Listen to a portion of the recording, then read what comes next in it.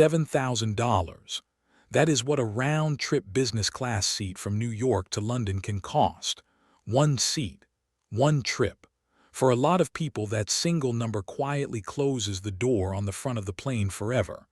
Business class, first class, the lie-flat bed and the lounge and the glass of something cold before takeoff, all of it gets filed under things that happen to other people. Rich people. Not you. But that $7,000 number is answering a question almost nobody is actually asking. Because the people turning left when they board the plane, settling into the flat bed while you shuffle past to the back, most of them did not pay $7,000 either. They are not all rich. A lot of them simply learned the real math of that seat, and once you see it, you cannot unsee it. So let me show you. Not the fantasy, the math. Because the distance between you and the front of that plane is a lot smaller than the price tag wants you to believe. Start with what you are actually buying, because this is where the whole thing turns. When you picture first class, you are not really dreaming about a ticket. You are dreaming about how you feel when the wheels touch down. You are picturing stepping off a 10-hour overnight flight rested instead of wrecked, standing up straight instead of folding yourself out of a middle seat with a sore neck and a dead leg. The dream was never the printed fare. The dream was arriving like a human being, and that distinction matters more than anything else in this video. Because on a long overnight flight, business class is not really about luxury. It is about a bed. The defining feature of a business class seat on a long haul is that it folds completely flat, a full 180 degrees, so you can actually sleep lying down. Premium economy, for all its extra room, is still a chair that reclines a few inches. On a 14-hour flight, that is the difference between arriving sore and arriving genuinely rested. You are not paying for champagne. You are paying for sleep, and for the day on the other side that you do not lose to exhaustion. Now here is the brutal part, the reason the door feels closed. If you try to buy that bed with cash, the airline will absolutely punish you for it.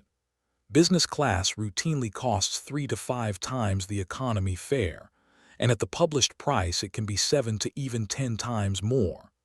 That same New York to London route that is $750 in the back can be over $5,000 up front. For the identical flight, the identical arrival time, the seat is the only thing that changed, and they are charging you a fortune for it, because they know exactly how much that flat bed is worth to a tired traveler with a corporate card. So if cash is a trap, what do the people up front actually do? Here is the secret, and it is almost embarrassingly simple once you hear it. They do not pay with dollars. They pay with points. And the entire game comes down to one number that most people have never thought about for even a second. How much a single point is worth. When you cash in points through a bank's travel website, each point is usually worth about 1 cent. Boring, forgettable.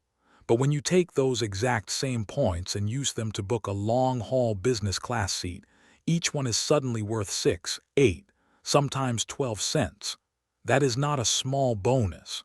That is 4 to 8 times the value for the same points, just pointed at a different seat.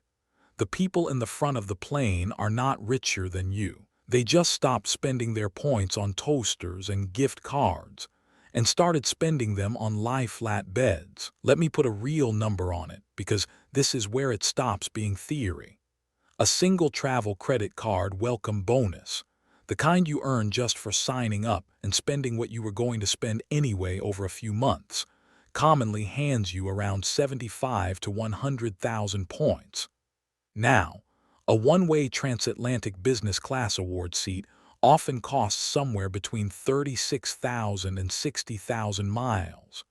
Read those two numbers together. One welcome bonus, one sign-up, can be enough to cover a round-trip business class seat that the airline was trying to sell for $4,000 to $8,000 in cash. Sit with that for a second. The thing that felt permanently out of reach, The flat bed across an ocean can be the reward for opening one card and putting your normal groceries and bills on it for 3 months. You did not get richer. You just stopped paying the cash price for something that was never meant to be bought with cash. Let me make it concrete with one person, because the numbers land harder when they have a face. Picture someone, call her Maria, who spends about $2,000 a month on the ordinary stuff. Groceries, gas, the phone bill, the streaming services, dinners out. Money that was leaving her account no matter what. She opens one travel rewards card and simply runs that same spending through it. In 3 months, she has crossed the $5,000 requirement without changing a single thing about her life. And the welcome bonus drops 100,000 points into her account. She did not earn more, save harder, or sacrifice anything. She just routed the spending she was already doing through a different pipe. And that pile of points is enough to put her in a lie-flat seat to Europe and back, the exact seat the passenger beside her paid $6,000 for. Same cabin, same champagne. One of them paid with money she had to earn. The other paid with points she was going to generate anyway. That is the whole trick in one story. Not a loophole, not a scam. Just refusing to pay cash for the one thing cash is worst at buying, and that is only the first door. Let me give you the actual menu, the real ways normal people end up in those seats, from the simplest to the most ambitious. The first route is the one we just covered, and it is the big one, the welcome bonus. You pick one solid travel rewards card. You meet the spending requirement using expenses you already have, and that single bonus becomes your business class ticket. This is the fastest path from economy to the flat bed, and it is sitting right there in plain sight. The second route is everyday spending. Once you stop thinking of your credit card as a way to spend and start thinking of it as a way to earn, the points pile up quietly in the background. The groceries, the utilities, the insurance, the dinners you were paying for anyway, all of it can be quietly building your next award seat. You are not spending more. You are just collecting on the spending you were always going to do. The third route is for the people who do not want to play the points game at all, and it is just as real. Consolidator and sweet spot fares. There is an entire world of discounted business class seats that never show up on the front page of the big booking sites. Through these channels, a transatlantic business seat that lists for $5,000 or $6,000 often sells for around $2,400 to $3,200. That is not pocket change, but it is roughly the price of a nice premium economy ticket for an actual bed. The trick was never having more money. It was knowing the seat was on sale somewhere the airline does not advertise. And the fourth route is the most honest one of all, which is knowing when you do not need business class at all.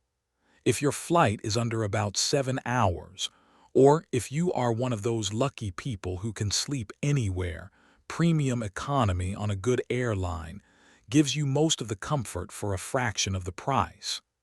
The skill is not always flying up front. The skill is matching the seat to the trip and only spending the points or the money on the long overnight flights where that flat bed actually changes your life. So look at what just happened to that $7,000 number. It did not require $7,000. It required one welcome bonus, or a year of ordinary spending you were doing regardless, or knowing one discounted fare channel, or simply being honest about which flights actually need a bed. 4 different doors, and not one of them is marked rich. Now I want to be honest with you, because this channel does not sell fairy tales. There are 2 real catches, and knowing them is what separates the people who actually fly up front from the people who just collect points they never use. The first is availability. The airline only releases so many award seats on any given flight, so the game is not picking a date and demanding a seat. It is staying a little flexible, booking around the seats that are open, sometimes a few months out. The second catch is the one that quietly destroys everyone who gets this wrong. Never, ever chase points by carrying a balance. The interest on an unpaid card will erase the value of every point you earn many times over. The entire strategy only works if you pay in full every month and treat the card as a tool, not a loan. Get those two things right and the seat is yours. Get them wrong and you are just paying full price the slow, painful way. And here is the part that goes way beyond airplanes, because this is the real lesson, and it applies to almost every luxury you have ever told yourself you cannot afford. The wealthy and the savvy almost never buy the experience at the cash sticker price. They buy it in the currency the thing is actually cheap in.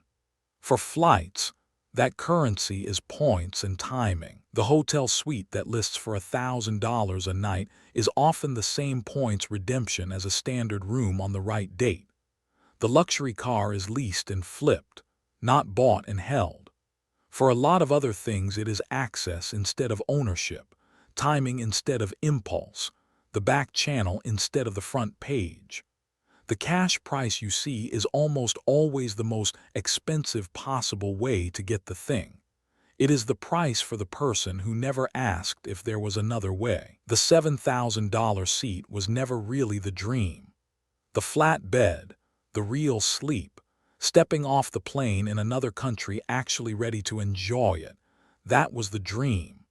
And that dream has a price tag a lot closer to a few months of points you were already going to earn than to the fortune printed on the ticket. The only thing standing between most people and the front of the plane was the belief that you had to be rich enough to pay cash for the seat. You never did, and now you know the math. If this changed how you think about one expensive thing you've been telling yourself you can't have, there are a lot more of these, the real math behind the life you actually want. Subscribe, and let's keep decoding it together.